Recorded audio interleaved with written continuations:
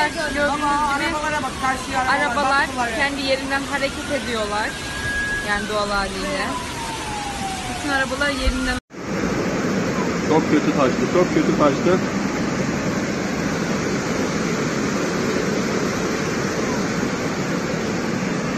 Abi korkma, sakin ol.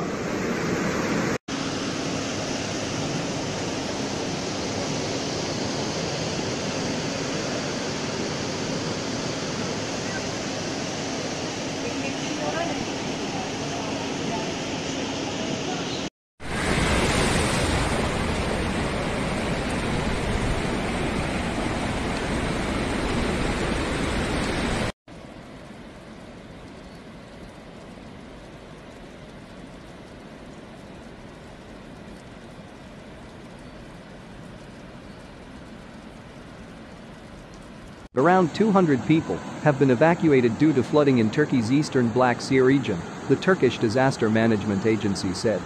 The Arhavi River overflowed due to heavy rain, badly affecting the district center and village roads in the Artvin province, said Turkey's Disaster and Emergency Management Authority, AFAD.